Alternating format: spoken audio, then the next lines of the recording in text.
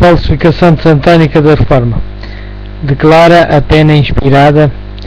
Em todo o avivamento está ele, Satanás, pronto para introduzir os de coração não santificado e desequilibrados de espírito. Nenhuma reforma em toda a história da Igreja foi levada avante sem encontrar sérios obstáculos. Assim foi no tempo do apóstolo Paulo. Quer que os apóstolos fundassem uma igreja, alguns haviam que professavam receber a fé, mas introduziam heresias que, uma vez aceites, excluíam finalmente o amor da verdade. Germinaram por toda a parte a semente que Lutero lançara. Começou Satanás a tentar o que havia experimentado em todos os outros movimentos de reforma: enganar e destruir o povo, apresentar-lhe uma contrafação em lugar da verdadeira obra. Assim como houve falsos cristos no primeiro século da Igreja Cristã, surgiram também falsos profetas no século XVI. O mesmo que se fez em épocas passadas tem o pai da mentira estado a fazer em nosso tempo, quer hoje tratar de desorganizar o movimento adventista e confundir os filhos de Deus. É assim que tanto em nossa história como movimento, como particularmente nestes últimos anos, têm surgido inúmeros grupos dissolventes que assim mesmo se denominam reformistas, quando na realidade só fazem destruir sua obra, não resistem à própria Bíblia. Por seus frutos conhecereis.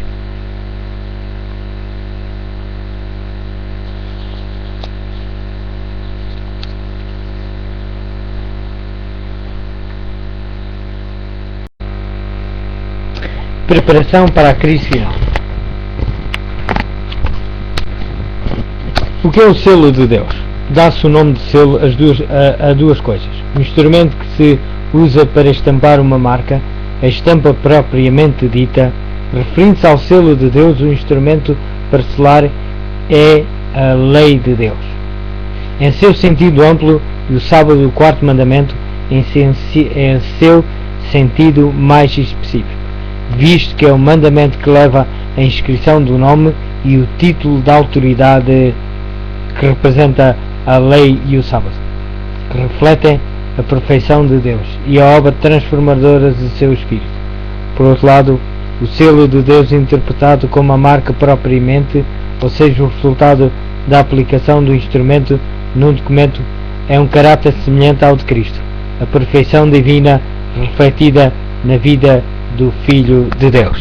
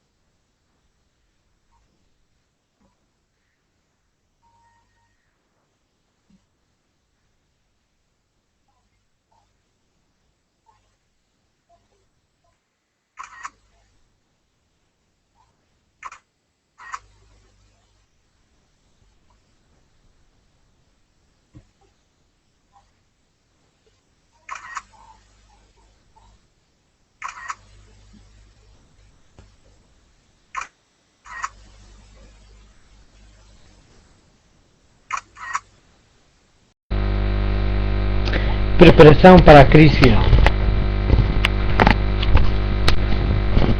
O que é o selo de Deus?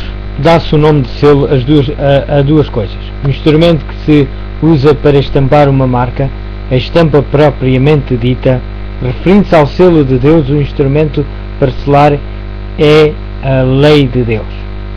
Em seu sentido amplo, e o sábado, o quarto mandamento, em seu sentido mais específico, visto que é o mandamento que leva a inscrição do nome e o título da autoridade que representa a lei e o sábado, que refletem a perfeição de Deus e a obra transformadora de seu Espírito.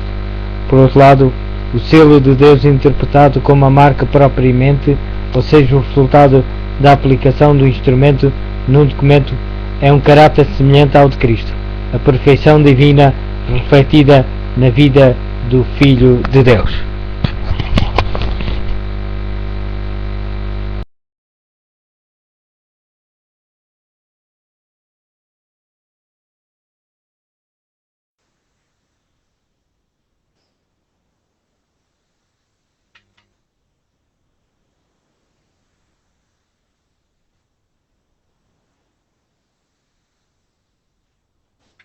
Ora, meus caros amigos,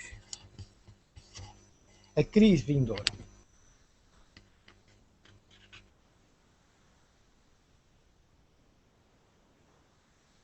Vou começar a ler do início.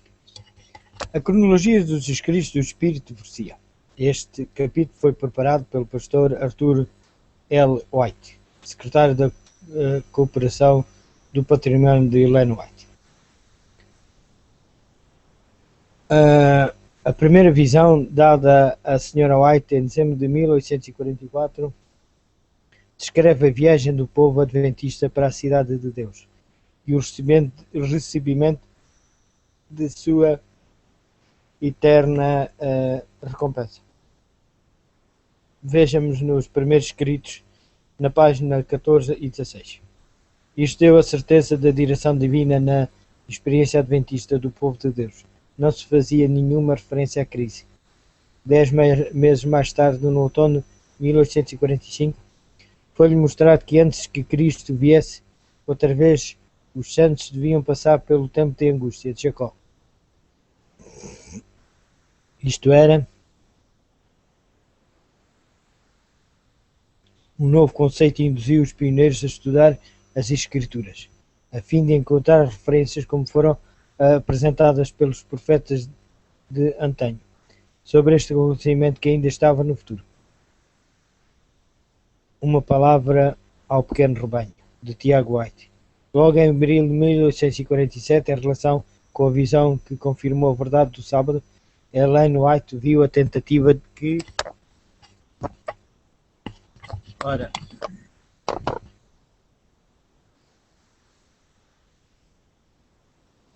que faria o papado para mudar o sábado e o significado do sábado no último conflito da Terra. Isto ajudou os crentes adventistas a ver o tema do sábado e a mensagem do terceiro anjo. Veja os primeiros escritos. No capítulo o capítulo sobre as visões subsequentes. Nesta apresentação de menos de 2 páginas estão delineados com algum pormenor dos sucessos do período a passar. A Igreja na crise final, desde o início do tempo de angústia até à segunda vinda de Nosso Senhor. Mais tarde, em 1848, e de novo em 1853, apresentou-se em visão a Ellen White o quadro completo dos acontecimentos do conflito milenário entre os poderes da justiça e as potências do mal, a luta entre Cristo e Satanás, desde o começo do pecado até o presente e o panorama do futuro até à nova terra. Isto ela apresentou aos crentes no verão de 1858 e no livro espiritual Gypsy, volume 1, que tem 219 páginas. E levava o título O Grande Conflito entre Cristo e seus anjos, contra Satanás e seus anjos.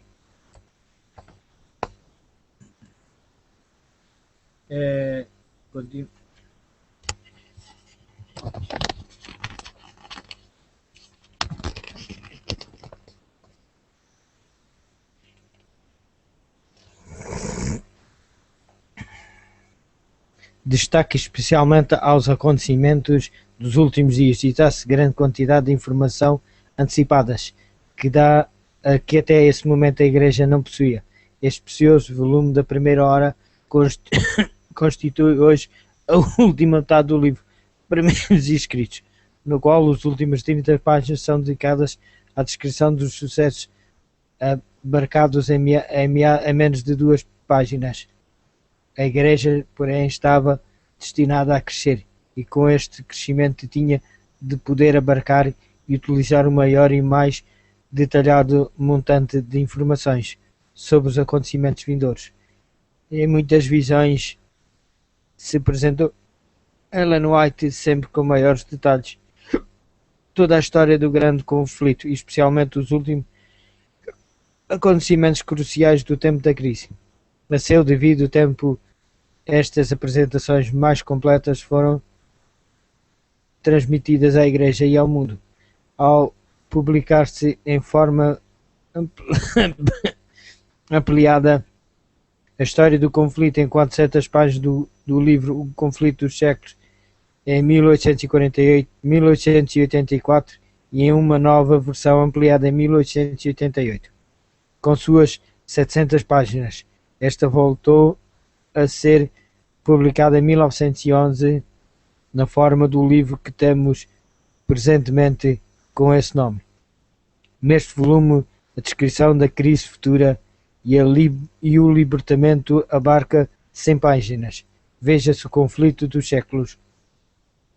Por outro lado, ao longo dos anos, em diferentes capítulos aparecidos nos testemunhos e na revista Herald, como outras revistas da Igreja, Ellen White fez referência à crise que nos espera, e especialmente em relação com os temas da lei dominical, que esteve em debate durante pelo menos uma década, começando aproximadamente em 1885. As referências são muito numerosas, porém o leitor pode encontrá-las especialmente nos seguintes lugares. O livro fala sobre a crise vindoura, que foi 1885, o conflito independente em 1889 e preparo para a crise final, discurso apresentado perante o Congresso da Associação Geral em 1891. É destas fontes combinadas do espírito de profecia que descrevem os acontecimentos futuros, algumas com declarações abarcantes e esquemáticas e outras com pormenores. É destas fontes que foram tomadas as citações pelo compilador deste volume. Impressiona a unidade da apresentação feita no decorrer de um período igual a meio século, apresentação em que uma descrição completa a outra. No esforço feito para apresentar os comentários inspirados em sua amplitude e para organizá-los com certa estrutura, a fim de que constituam um quadro dos futuros acontecimentos em sua sequência aproximada, há considerável superposição e repetição de pontos importantes. O leitor compreenderá que as citações aparecem desta maneira, a fim de que se possa dar o quadro completo. Por isto, roga-se-lhe que passe por alto a natural ausência de uma transição suave. Embora em sentido geral a data de um escrito não tenha qualquer significação muito particular, a data de publicação de cada um dos livros encontra-se nas listas de abreviaturas, à página 4. Visão panorâmica dos acontecimentos. O mundo se encontra num angustioso crepúsculo de sua acidentada história. Como filhos de Deus, temos sido favorecidos por admiráveis revelações proféticas que fixam a hora em que vivemos e o desenvolvimento dos planos divinos, e antecipam os grandes acontecimentos do porvir. Como povo, temos recebido importantes mensagens através da pena inspirada da serva de Deus. Mensagens estas que ampliam as profecias da Bíblia, abrem ante nós um vasto panorama dos acontecimentos vindouros e nos animam na busca de um preparo necessário a nós na grande crise que se avizinha. Conhecendo o tempo. Com razão, disse Paulo, já é hora de despertarmos do sono, porque a nossa salvação está agora mais perto de nós do que quando aceitamos a fé. Romanos, capítulo 13, versículo 11. Se há na terra um povo que pode tornar suas as palavras do apóstolo e que conhece o tempo, esse povo é o povo adventista. Enquanto o mundo estremece de temor pela incerteza do amanhã, nós conhecemos o tempo. O vindouro, o viajante internacional que empreende uma longa viagem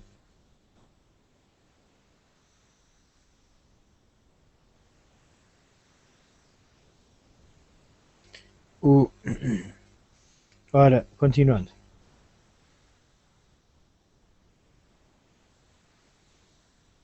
O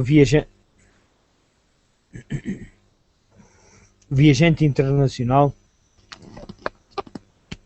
que empreende uma longa viagem leva sempre consigo um itinerário, um mapa.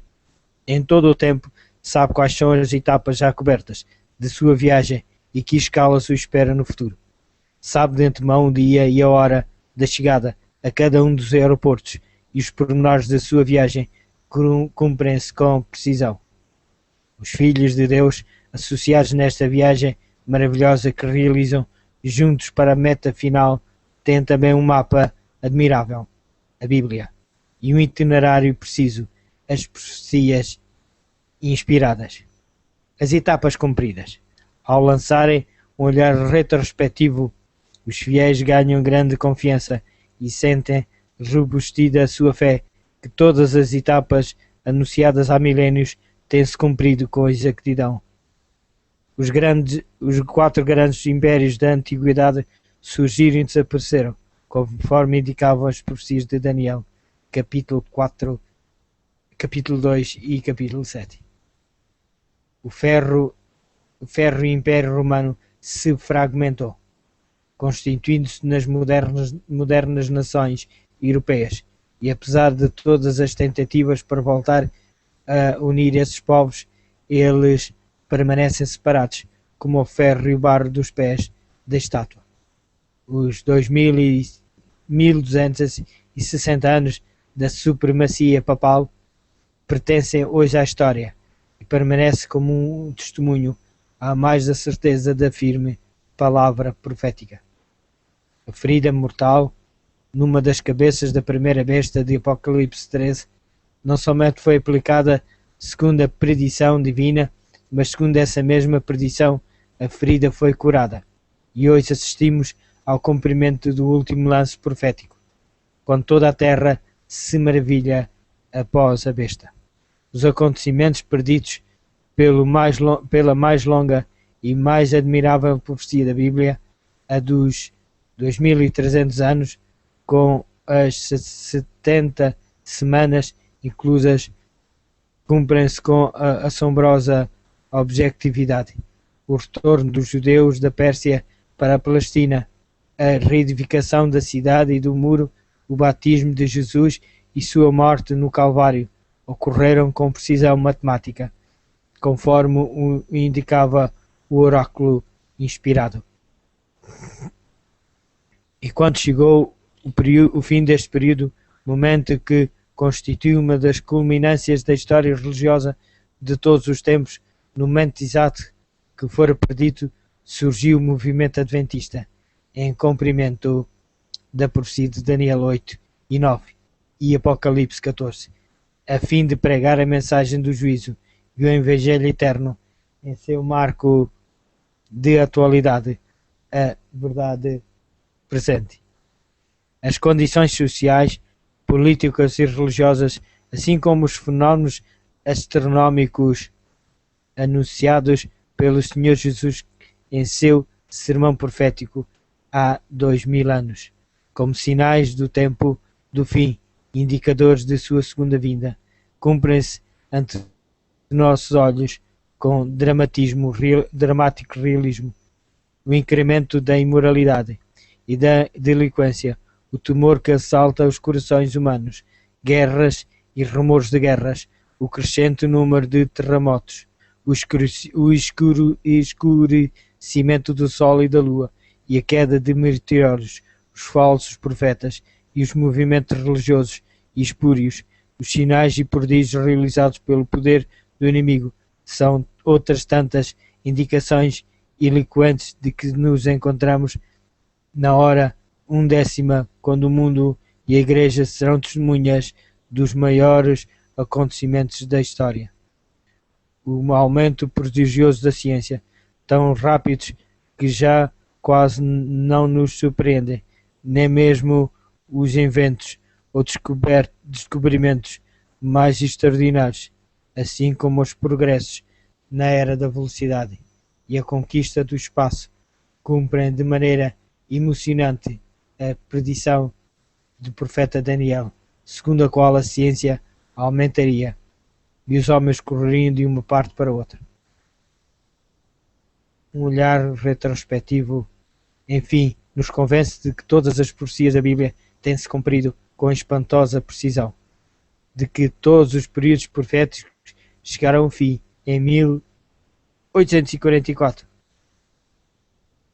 e de que nos esperam apenas os acontecimentos da última hora e o acontecimento culminante de todas as épocas, o glorioso aparecimento de Jesus nas nuvens do céu.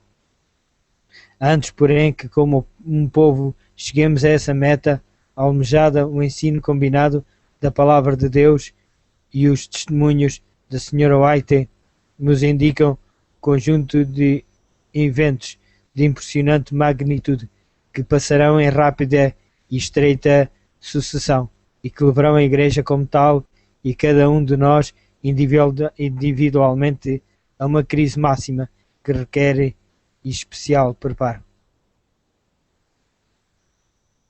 O passado assegura nossa confiança no futuro. A exatidão com que se cumpriu cada uma das etapas das profecias até hoje garante-nos a certeza com que sobrevirão os acontecimentos do futuro. Por outro lado, a maneira admirável com que Deus tem guiado e protegido o seu povo através dos séculos, escutando contra os poderes malignos e fazendo sair sempre vencedor, é um indício da segurança com que a Igreja hoje militante continuará sendo guiada até chegar ao ponto da Igreja triunfante. Nada temos a temer do futuro, a menos que esqueçamos a maneira como o Senhor nos tem conduzido e seu ensino em nossa história passada. Um panorama do futuro. Com esta confiança e com esta certeza passamos em ligeira revista o panorama do futuro imediato, estendendo nossa vista até o regresso de Cristo. Vejamos como em visão panorâmica quais os acontecimentos que nos confrontarão como povo até o dia de nosso livramento final.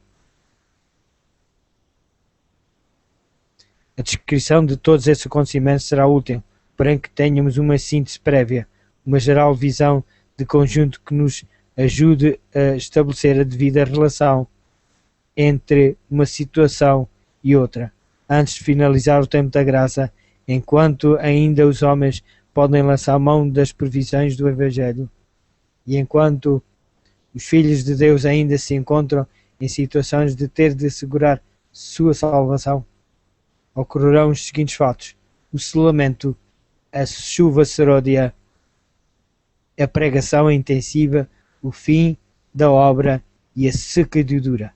Esta anunciação dos acontecimentos mencionados não implica qualquer ordem cronológica dos mesmos. Vários desses acontecimentos, ou todos eles, poderão ocorrer em grande parte simultaneamente. O que sabemos com certeza é que quando for proferido o decreto de Apocalipse, capítulo 22, versículo 11, e terminar o tempo da graça, todos os acontecimentos também terão terminado, para dar lugar ao começo do tempo de angústia. Como fator coadjuvante, porém, em certa medida preparatória destes acontecimentos, ocorrerá dentro da Igreja de Deus um movimento de reformulação de vida, fruto em grande parte da pregação da mensagem da testemunha fiel à Igreja de Laodiceia e da compreensão do grande tema da justificação espiritual, e acelerará a queda da chuva seródia e a disseminação da mensagem, preparando o povo para as cenas do tempo de angústia e o aparecimento majestoso de Cristo. O selamento. A fim de preparar seus filhos para o tempo de angústia, Deus deseja neles imprimir o selo de sua lei, de seu caráter e de sua perfeição. Esta obra já se está verificando, é de pouca duração e logo terminará. Na verdade, o selamento pode definir-se como um processo que começa na conversão e termina com o fim do tempo da graça, seja por ocasião da morte do crente ou em virtude do fim do juízo investigativo.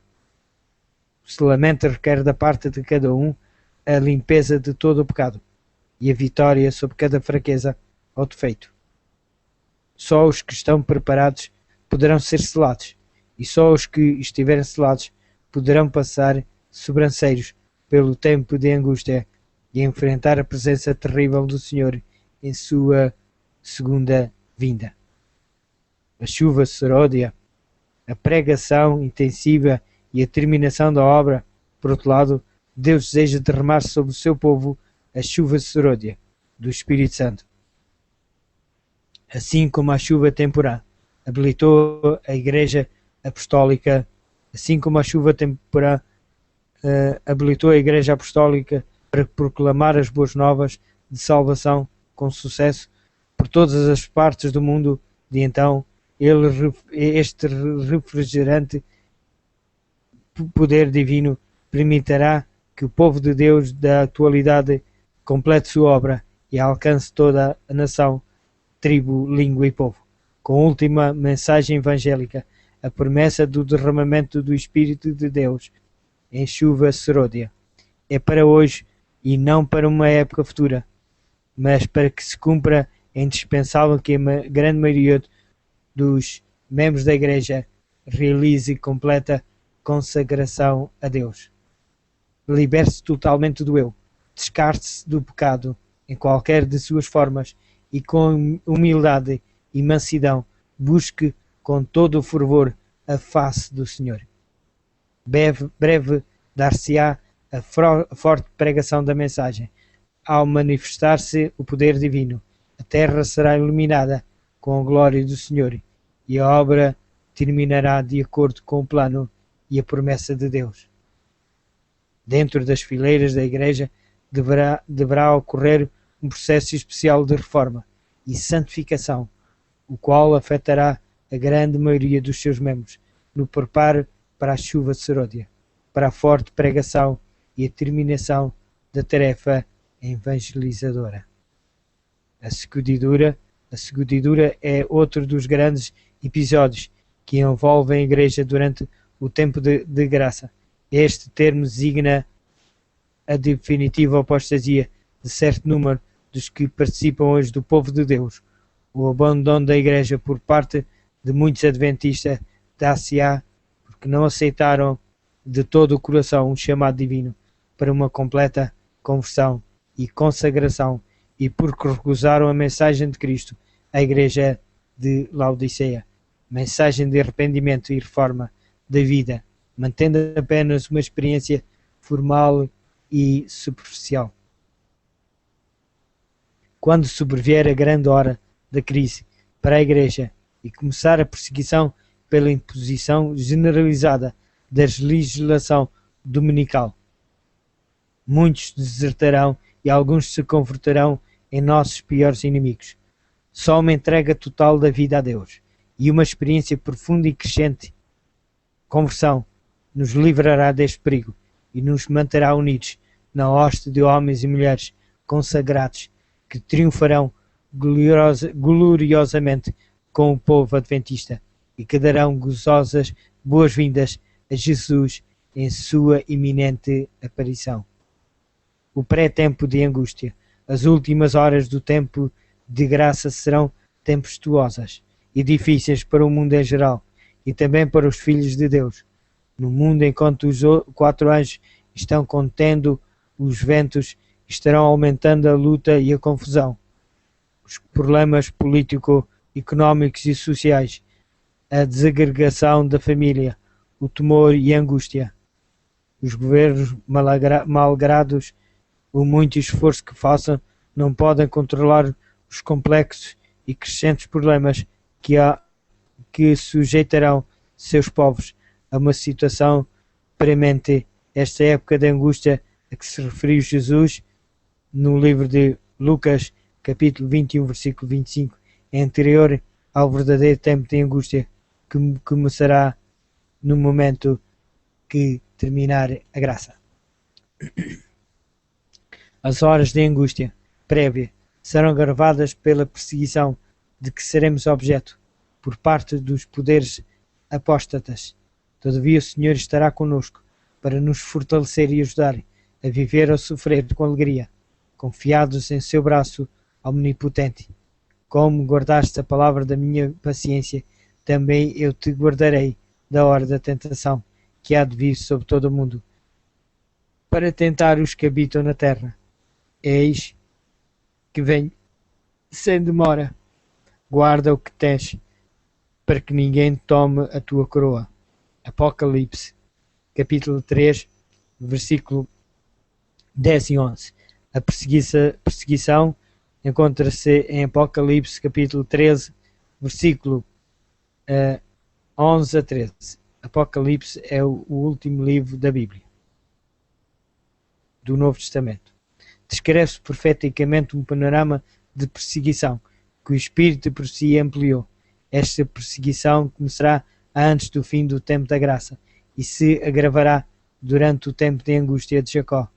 Chegará, porém, a hora da libertação. A besta com chifres de cordeiro de Apocalipse 13 representa os Estados Unidos da América do Norte, nação jovem composta de um povo manso e bom, Estado democrático republicano, com uma Constituição modelo em que estão admiravelmente salvaguardados os direitos humanos e as garantias individuais, sobretudo o direito mais caro de todos, a liberdade de consciência. Este país tem estado a cumprir até agora e continuará cumprindo uma missão verdadeiramente histórica, ao ver alcançado as culminâncias da liberdade religiosa com a primeira emenda à sua Constituição que proíbe ao Congresso legislar sobre a matéria religiosa e estabelecer completa, respeitosa separação entre Igreja e Estado, e converteu-se num baluarte da liberdade de consciência. As suas praias generosas têm ocorrido homens e mulheres perseguidos por suas convicções em todos os países do mundo para amparar-se sob as garantias do seu admirável sistema político. Em sua providência, Deus escolheu os Estados Unidos para estabelecer o centro mundial da Igreja Adventista.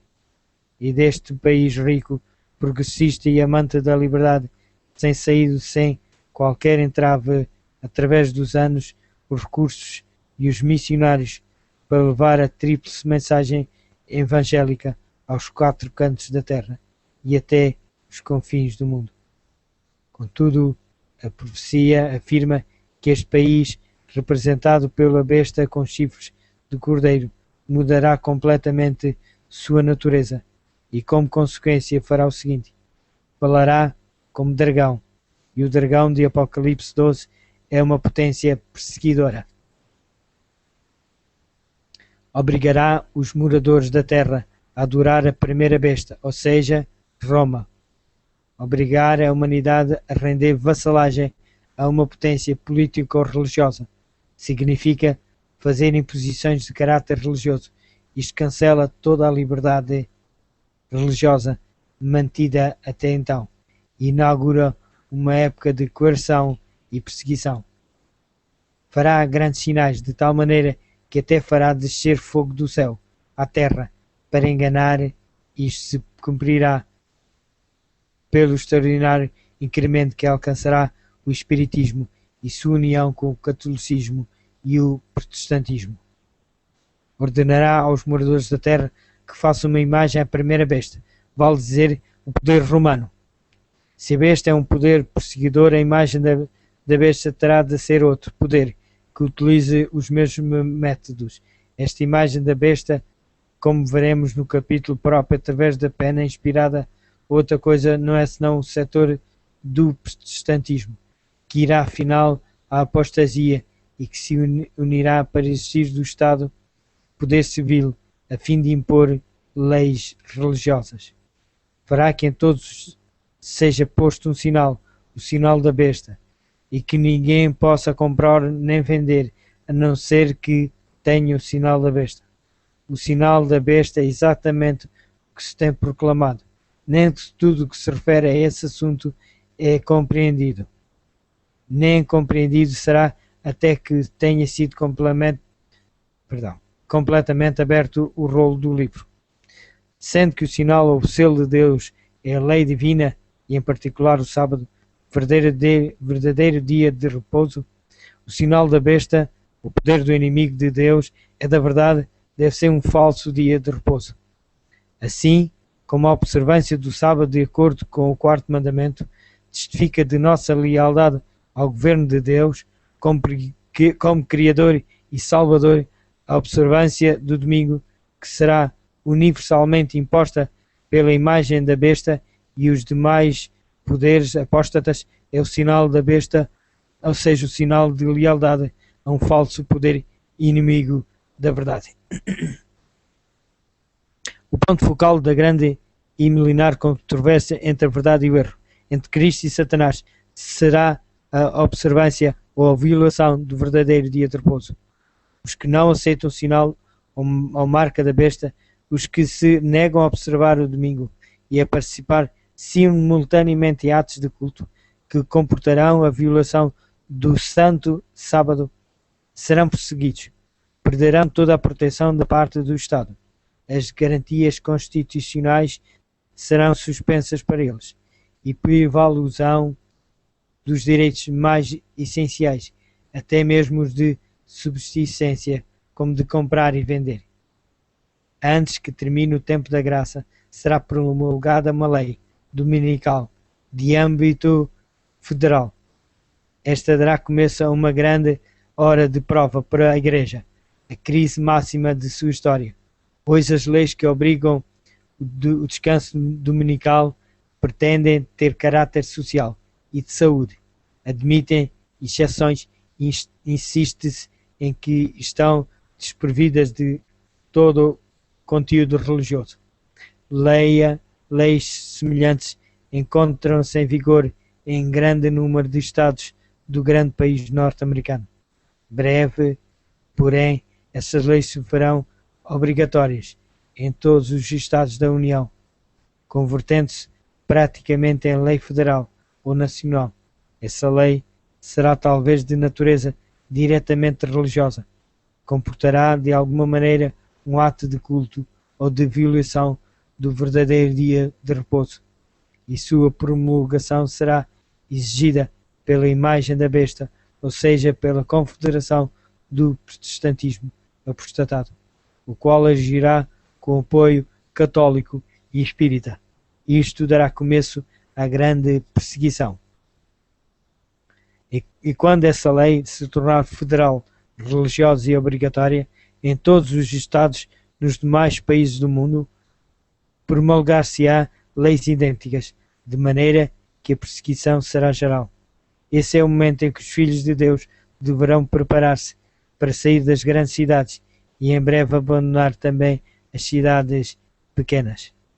Depois das 7 últimas pragas começarem a cair, quer dizer, depois de finalizar o tempo da graça, ou seja, durante o tempo de angústia, dar-se-ão os seguintes acontecimentos nesta cadeia.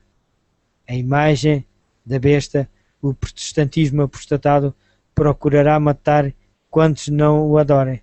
Sairá um decreto de morte para os que observam o sábado, acusados que serão de inimigos da lei e da ordem e causadores de todas as calamidades que sacodem a terra, as pragas. O decreto de morte será uma data específica para o seu cumprimento. Quando for promulgado, os filhos de Deus sairão de todos os centros povoados, inclusive das pequenas cidades, e se refugiarão nos bosques, nos desertos, nos lugares escarpados, onde contarão com a especial proteção de Deus e a assistência dos anjos, os quais lhes proverão alimento. Será um tempo de verdadeira angústia, em que os fiéis clamarão a Deus de maneira incessante e com todo o fervor, solicitando libertação. Os poderes aliados na luta contra Deus, sua verdade e seu povo serão o dragão, a besta e o falso profeta. Está em Apocalipse, capítulo 16, versículo 13. O dragão representa Satanás, neste caso particular, trabalhando por intermédio do espiritismo, sob todas as suas formas pagãs, agindo nas modalidades de culto pagão e de superstição cristã, amalgamando-se com os cultos protestantes ou católicos por meio de milagres e na base da doutrina comum da imortalidade da alma científica, sob o nome de parapsicologia e outras denominações. A besta é o papado e a Igreja Católica, e o falso profeta é o mesmo poder que é representado pela imagem da besta. Isto é o protestantismo apostatado, confederado. Tanto o protestantismo como o papado atuarão em estreita vinculação com o Estado para impor leis de caráter religioso. E esta união da Igreja e Estado se estenderá por todo o mundo. O Armagedon, o ato seguinte do drama milenar da luta entre o bem e o mal, é descrito precisamente sob a sexta praga, ou seja, o Armagedon. O profeta viu sair da boca o espiritismo, da boca da besta o papado e da boca do falso profeta o protestantismo apostatado. Três espíritos imundos, que são espíritos de demónios, os quais farão grandes sinais para enganar e irão aos reis da terra, de toda a terra, para induzi-los à batalha final contra Deus, seu povo e sua verdade. Está em Apocalipse, capítulo 16, versículo 12 a 14. Só um segundo. Vou beber uma pinha d'água.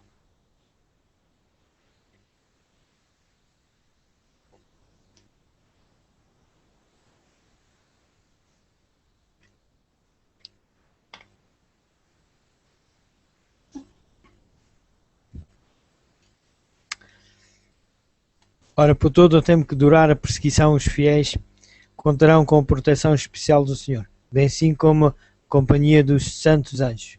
Em sua última fuga de emergência das cidades, serão atacados pelos exércitos perseguidores, porém as espadas levantadas contra eles se quebrarão, como se fossem de palha. Serão defendidos por anjos que atuarão com a aparência de guerreiros poderosos. Seu pão e sua água também serão providos de maneira admirável.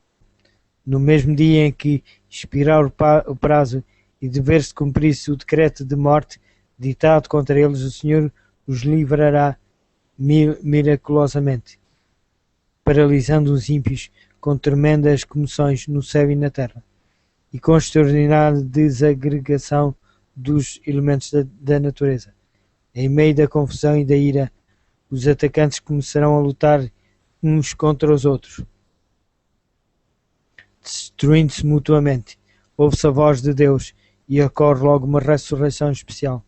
Pouco antes de aparecer nos céus o majestoso sinal do Filho de Deus. O tempo de angústia, este tempo é descrito em Daniel 12, capítulo 12, versículo 1.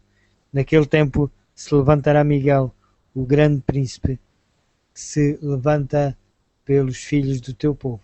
E haverá um tempo de angústia, qual nunca houve, desde que houve nação, até aquele tempo. Mas, naquele tempo, livrar-se-á o teu povo, todo aquele que se achar escrito no livro. O início é com o término do tempo da graça. Todas as profecias terão sido cumpridas. Terminou a sacudidura. Já terá tempo de refrigério pela presença do Senhor na chuva seródia. A pregação do Evangelho está concluída.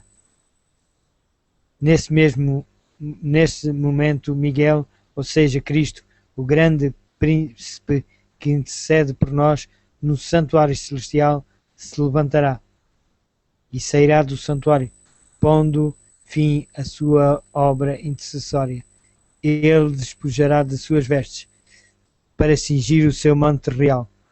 O templo do céu se encherá de fumo e ninguém poderá nele entrar. Os 4 anjos de Apocalipse 7 que estavam sustendo os ventos os soltarão, de maneira que se desencadearão furiosamente todas as paixões humanas sobre os ímpios. Cairão as últimas 7 pragas. Será esta uma época de terrível angústia para um mundo de açoites, tais como nunca se presenciaram na Terra. Não fosse o fato de serem essas pragas locais e não universais, o mundo inteiro ficaria despovoado. Conquanto os filhos de Deus não sejam afetados pelas pragas, para eles esta época será um tempo de angústia indizível, em duplo sentido.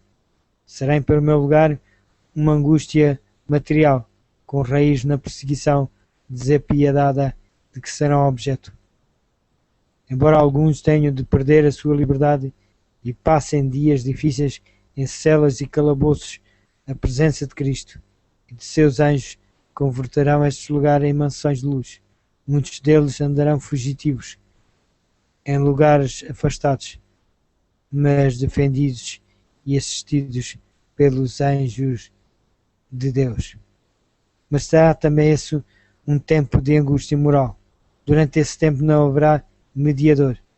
Se houvesse em sua vida faltas não confessadas ou pecados imperdoados, estariam perdidos. Passam, pois, por uma hora de incerteza e aflição. Por um momento parecem não estar seguros de que todos os seus pecados tenham sido apagados, como Jacó na noite de angústia que passou junto ao Jobeque. Eles humilham sua alma diante de Deus e clamam com todo o fervor. Conquanto sua fé seja severamente provada, sai fortalecida por essa experiência extraordinária. Por fim, suas orações são atendidas e a paz é obtida. Não podem recordar de pecado algum.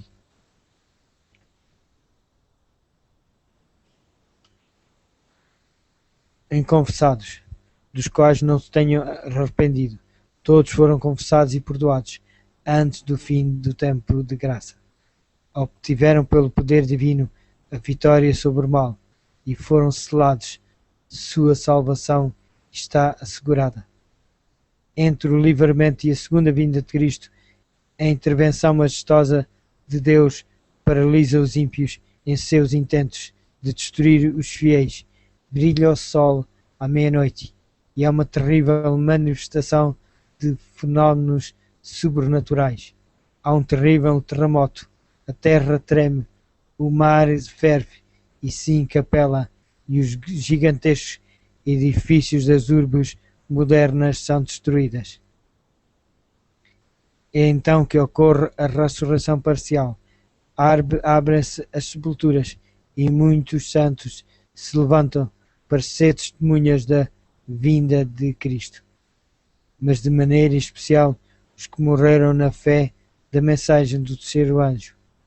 Está em Daniel capítulo 12, versículo 2 e Apocalipse capítulo 1, versículo 7. Ressuscitam também os que trespassaram o Senhor Jesus.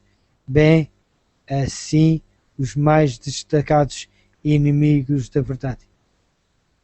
Enquanto os ímpios quedam mudos de pavor, os santos exclamam jubilosos: Este é o nosso Deus, a quem temos esperado, e Ele nos salvará.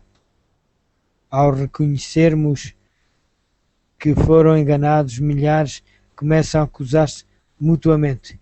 Visam em especial os falsos pastores do rebanho, e as espadas que haviam empenhado contra os santos esgrimam-nas agora uns contra os outros. Logo os ataques se voltam contra a grande igreja, contra Babilónia. Apocalipse capítulo 17, versículo 16, a qual será destruída e despedaçada.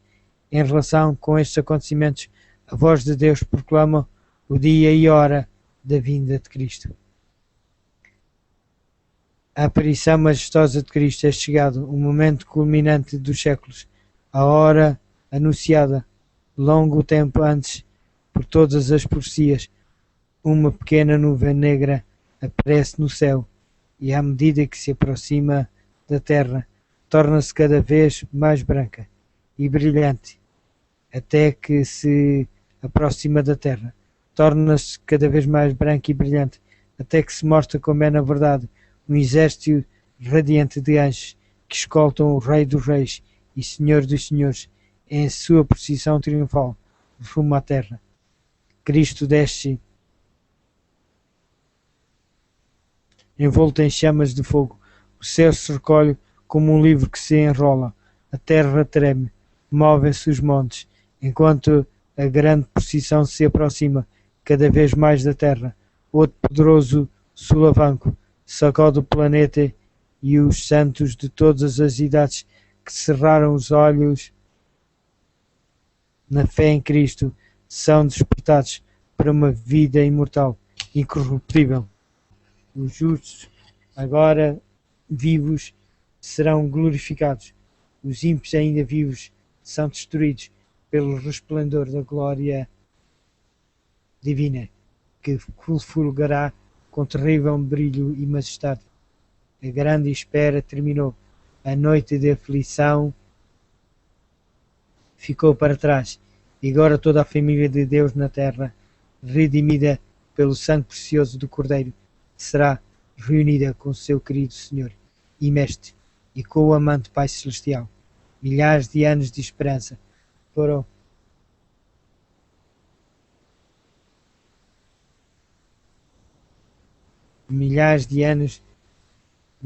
foram concretizados numa manhã eterna de triunfante realidade.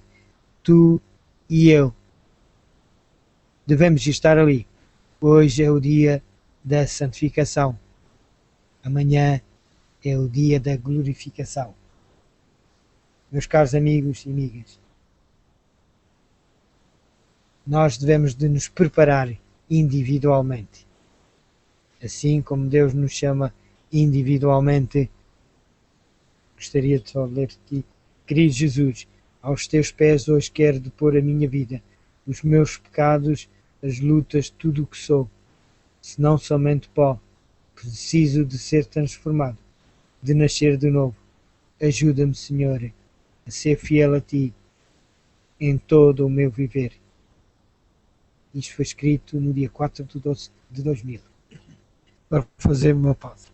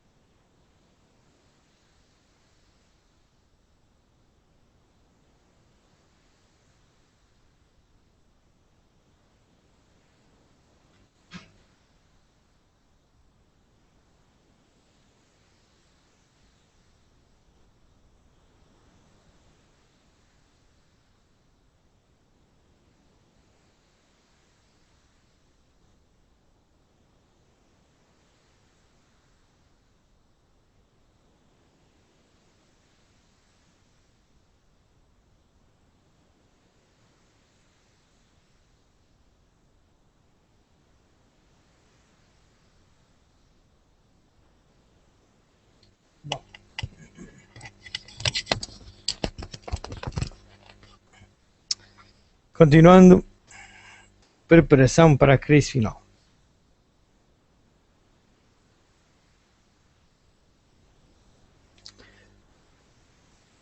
Um movimento de reforma dentro da igreja.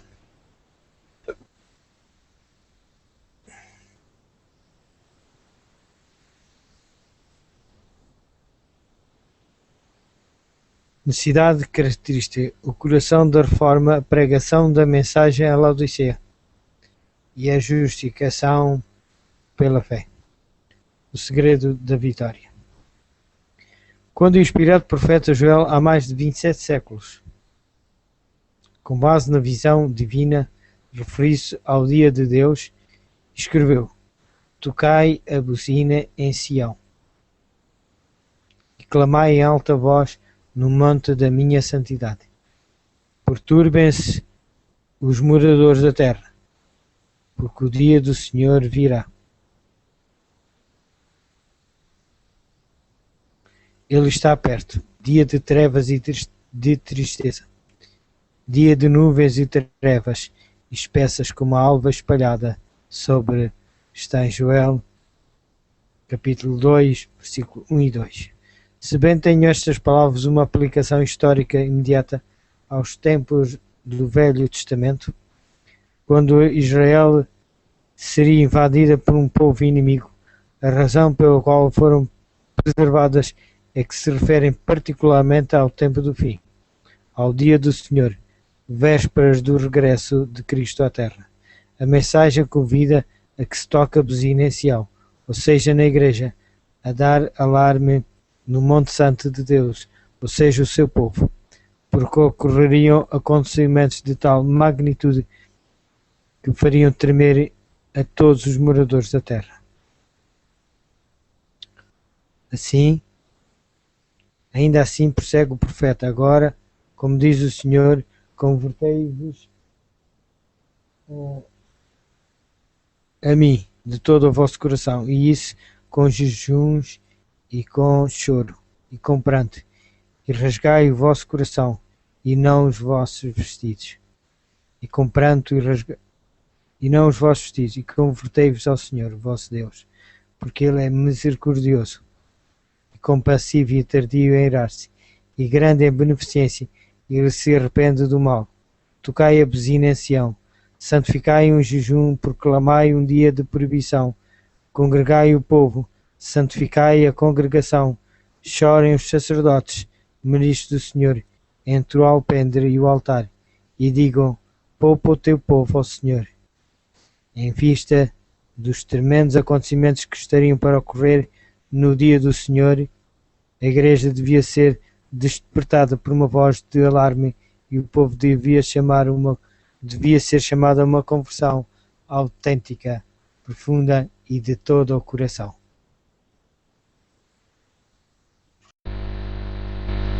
Ora, o diabo, porém, tem estado a trabalhar arduamente, assiduamente, para desviar a atenção da reforma espiritual que o Senhor quer operar no seio da Igreja. Este tem sido o método do grande inimigo desde os dias antigos: adulterar o verdadeiro e oferecer uma falsificação para promover a desordem, o caos e a perdição, em lugar da verdadeira conversão e a vida eterna.